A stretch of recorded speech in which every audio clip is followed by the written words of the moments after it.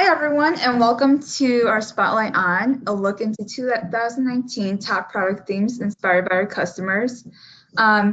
Just before we start, I want to run through a few housekeeping rules. So the webinar will run for 30 minutes. At the end, you will have a Q&A section. On the right panel, you can see there's a questions window where you can submit any sort of questions or comments that you have throughout the webinar, and we'll make sure that we'll touch on it towards the end. Here I'm joined with Jason Vandermeer and Theo Lister, who will dive into some of the hottest themes that we have planned and in store for you guys this year. So if you guys want to take it away, let's begin. All right. Well, brilliant. Thank you for that, Alison.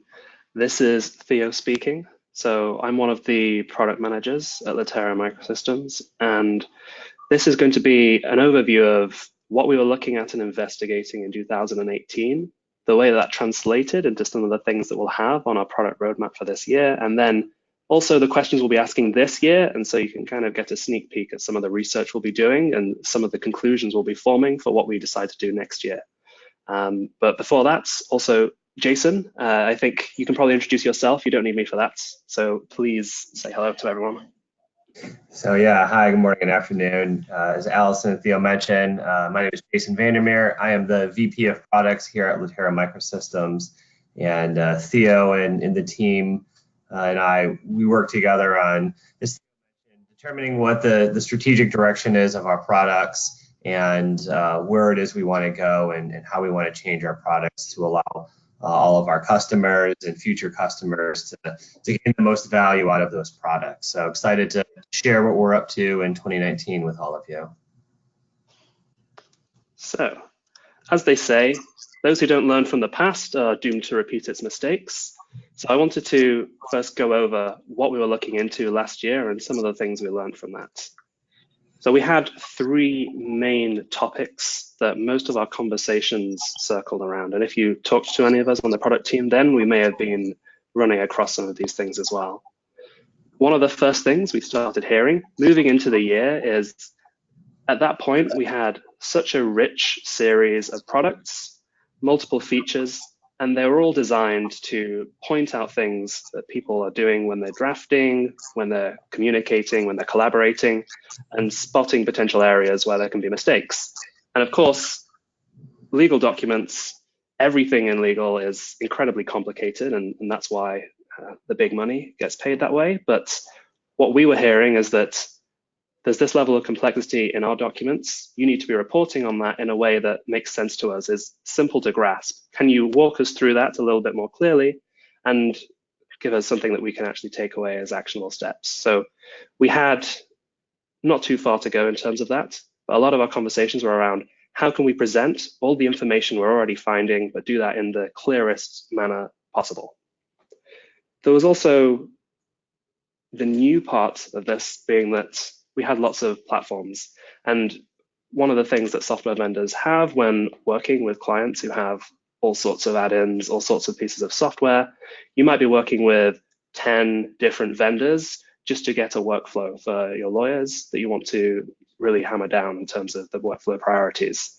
So that's where we needed to take a step back and look at how all of our stuff started working together. And that's where we could deliver some real value, because all of our products, we're responsible for them. So if we're waiting on somebody else to give us a piece of feedback or a piece of information, we can just go internally for that.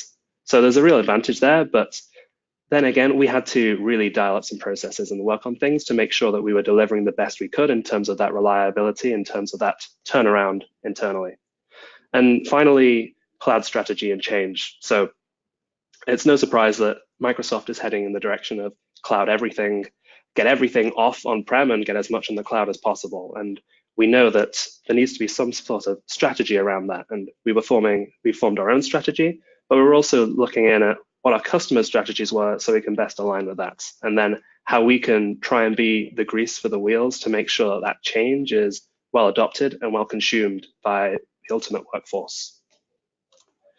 So Jason, you can give a little bit of overview of some of the things that that's fed into and some of the information that we're leading into for this year, but I'll step back for now. Sure. So one of the things that we try to do as we set out in a new year and set out on a new strategic path, as as Theo was alluding to, try to determine what areas we want to focus on and improve, and how we can have all of our teams within our organization, from sales and support to marketing and to development and product, be on the same page with the direction we're going and really why we are making the changes we are making, and then obviously transcend that out to the community that we have in our customers and all of you, and in the drafting lifecycle space. So we have 3 key initiatives that we'll be focusing on in 2019, and all of these are intertied together in all the changes that we'll be making to our products, and all of the things that we will be talking about in 2018 will ultimately lead back to these 3 initiatives. So let's touch on those one at a time. So first here we have what we refer to as open web platforms. So we know that up until this point, most of the solutions within legal technology are co-located on the user's desktop, and users invoke those on their own and return local results to help them draft better and solve problems, and to reap the benefits of our solutions. But as we continue to progress through the 21st century, and as technology and web technologies and small devices and interconnectedness become mainstream, we don't just have point solutions that we go to invoke. We're surrounded by a web of technology that we're constantly interacting with. So we wanted to make sure that our solution suites in Litera Desktop and all of our individual products are able to participate in that web of interconnected technologies. So that's why we're pursuing in 2019 a strategy of open web platforms. Our goal is to have every single one of our products have a web interface that uses standard technologies that not only we can interconnect to between our products, but we can go out to third parties that can connect to those interfaces and leverage the value and the solutions that we offer, have us reach out to third parties to invoke and leverage those solutions, and then also to have our customers and user community be able to write their own custom applications to leverage our solutions in their own way. So as we move forward through 2019, we'll be talking about this quite a bit. We'll be talking about the importance of expanding our solutions beyond just the desktop and into other integrated technologies. Next, we have what we're referring to as modern and updated platforms. So to pursue making all of our products and platforms interconnected and create this technology ecosystem, we have work to do on our platforms. Some of our platforms are easy to make these changes to. We can simply add a specified interface and document it and start using it with third-party partners and our customers. Other platforms that we have need a little bit more work to streamline the technology and to get these really web ready, and to pursue various aspects of separating client from server in the application and allowing data to be passed in a very stateless form. So we're taking a look at our technologies, and we're actively revamping some of these, and we'll be releasing through the year to really ready these for not only open web platforms, but also to start to consolidate some of our product lines too, and to streamline what our offering is to allow these to make sense. And finally, the last item we have is in-document workflows. And I'm going to pass this off to Theo to describe a little bit, but as I said, all of these are interconnected, and all of these allow us to not only participate in this ecosystem that we're referring to, but also to enhance the user's experience of invoking our solutions. So Theo's going to step through what this means, but know that we're not doing this all on our own, that we're relying on our customers and our third parties to participate in some of these workflows to help enrich this experience, which is why the open web platforms and the modern updated platforms initiatives are so important in making this a reality. So Theo, do you want to dive in and talk a little bit about what we're thinking with in-document workflows? Yes, and thank you for introducing it because this is where I get excited and run down the rabbit hole a little bit. In-document workflows take some of the things that we've learned already from mainly the computer programming space, where people for years, decades even, have been developing code with little tools that hover over when you're typing something, suggesting a variable that you might want to input, color coding things so that you know and can keep track of long and complicated basically documents. And there is no reason that that concept can't also be applied to legal documents. So we already have all sorts of different types of feature from different products that can apply to a document itself, but taking that information and creating an uninterrupted workflow that somebody can read chronologically, top down, and understand the things that we've been positioning our products for, the reason that people pay us money to use the software we produce. This is where we want to be moving towards, so that there's no interruption, there's no pop-ups flying all over the place. It's just purely the content and then an extra presentation layer that we can provide on top of that. So it's not just one product area at all. And as we take a step back, we have proofreading, we have repairing, we have creating, we have products in all these different spheres. And Jason mentioned it earlier, we call it the drafting lifecycle. So the inception of a document, moving through its curation, creation, repair, refinement, collaborating across different stages of the law firm with the client, and then getting to a stage where you can look at it and send it out for production, for signature, whatever the end result may be, or whatever you're trying to work towards.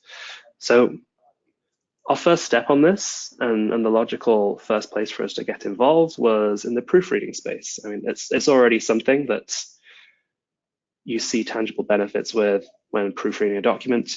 You might be marking something up, you might be highlighting errors already.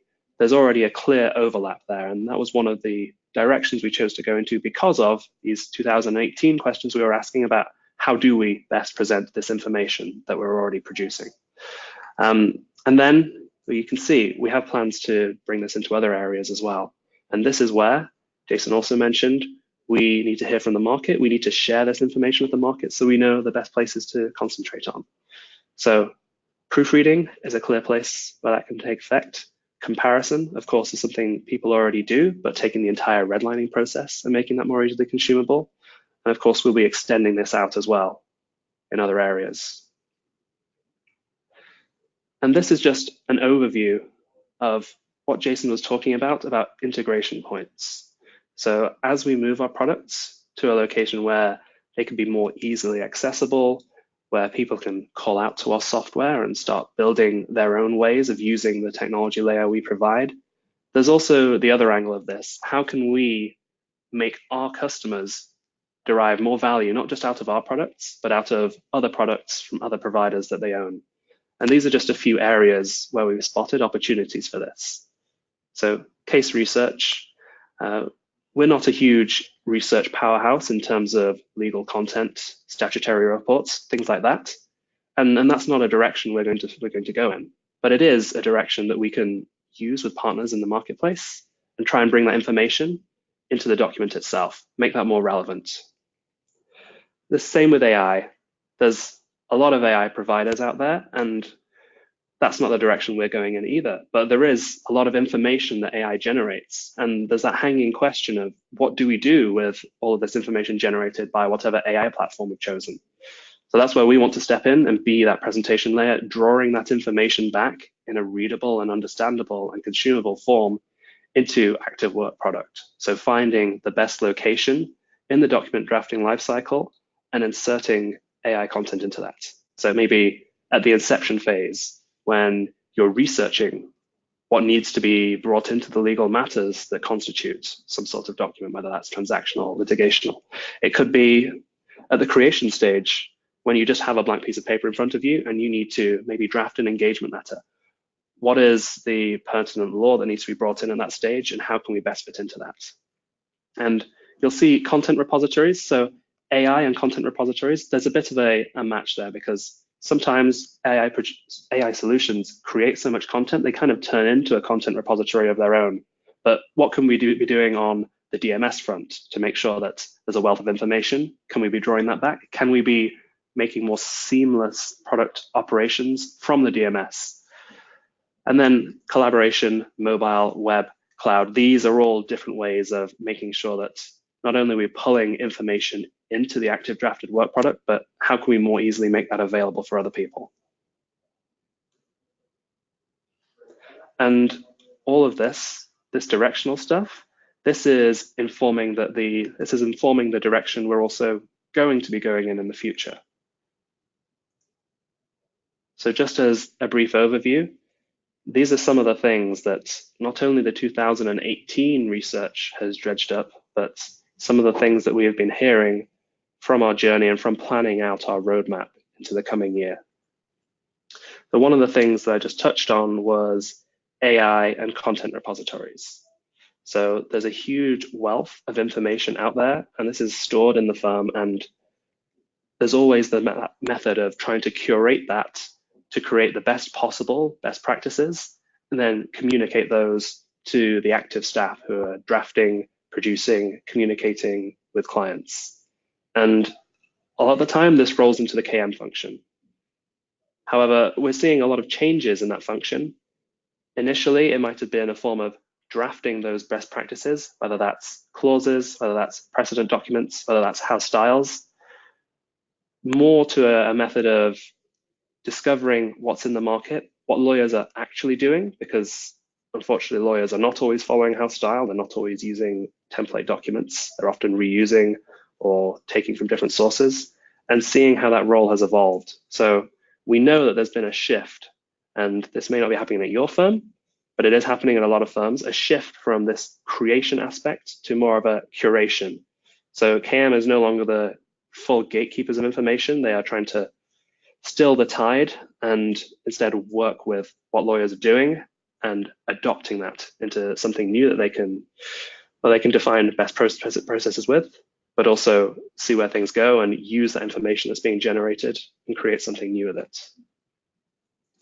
There's also DLP. So DLP is, well, on the minds of everybody who's security conscious at a law firm, not just because it's best practice, there's reputational risks, but clients are demanding this as well. So if you have a single client who works in the financial field or pharmacology, there's going to be a huge pressure, both from that direction and also from recent regulation, to make sure that you have some sort of strategy to mitigate any chance of data loss. So this is something that we've always had products that step in and fill in some of those areas, but seeing where the new areas are, so where the new risks lie as new technology gets developed, as people develop new ways of stealing information or leaking information, how we can be aware of those trends, be aware of the new things that are happening in the sphere, and make sure that we have some way of managing that and plugging the hole to make sure that there isn't a leaking data gap in firms. And then integrations. So we've touched on this already to a great deal, but we have lots of ideas for integrations. There are so many vendors out on the market doing really good work. We need to be very focused, and we need to work out who our customers are most interested in, and then working out that, getting those relationships in place so that we can strategically partner with them. Because it's one thing partnering with as many people as you can, but what we really want to be doing is finding the people who are most entrenched in the market, finding the people who are already delivering a lot of value, and then working out how we can put ourselves in there as well to make sure you get the full value out of our products, but also the full value out of any other products you might have. And that's got to be a strategic game. We can't just have a scattergun approach. It needs to be precise because integrations do take work, and we want to make sure that the first ones we get out there are delivering the most value. And finally, so this is something that's not really new to us, but it is something we're seeing more and more. And this is kind of a consequence of our strategy for rolling out things like Latera Desktop, where we give one ribbon from one vendor to all sorts of people internationally. It's also a consequence of having so many different locations from our clients, and again, the changing nature of KM. So these teams are not just centralized in one location anymore, they are dotted all over the world because different offices, different languages have different requirements. There's different regulatory areas where data loss and prevention might change. And also there's different strategic and scattered along here products that dip into different offices and different languages. So this is something that we've been aware of for a while, but it is something we really want to move forward with and work out what are the discrete things that we can do in our products to make it work better with French, with Spanish, with German, because we are seeing so many of our customers have offices in these locations, and also a lot of their work product is generated in this language. So for the time being, we've had quite an easy time because so many of our customers are law firms with bilingual practitioners in different countries. But what we are seeing is that as an extended trend, we need to be seeing more and more language support in our products. So getting out there, talking to our customers, talking to people in different offices means that we're getting a firm understanding of the priorities and also an understanding of where we can be going next. So that gives you, I suppose, a sandwich approach to what we've been looking at and then what our roadmap will be. So 2018, you can see the research that we were going through.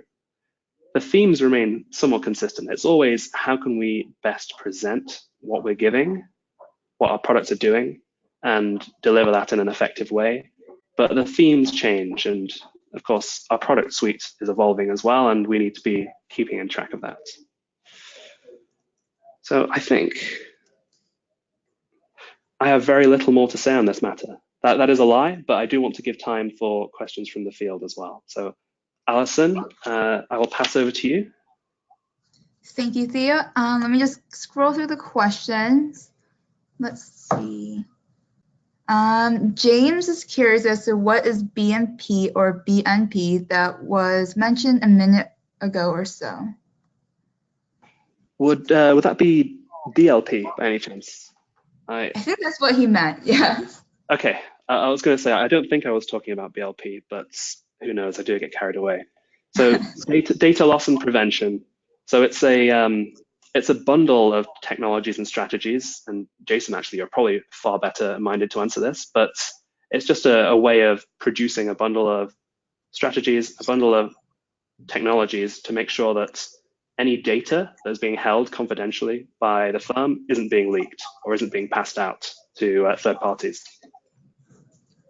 Yeah, that's accurate. We're driving a hard line, or we're trying to draw a line here of where we stop and where a security vendor would start. So data loss prevention is usually a security strategy. We know that our metadata solutions operate in an important data egress channel, right? Email and email facilitation on the desktop. So in paired with that, we know that we help manage risk and we help keep risk in check with all of our solutions. So we're exploring opportunities for us to help with data loss prevention, but most of our efforts are going to be in how can we help reduce the risk of data being inadvertently or deliberately leaked from an organization, and what solutions can we add into our product suite to help law firms and security professionals manage that risk. So look for changes that we'll be making to the metadata platforms in 2019 that will further help and facilitate this. Awesome. And then next question is from Brian. He wants to know, since you mentioned a lot about AI, he's curious as to whether, does that mean you're moving into AI?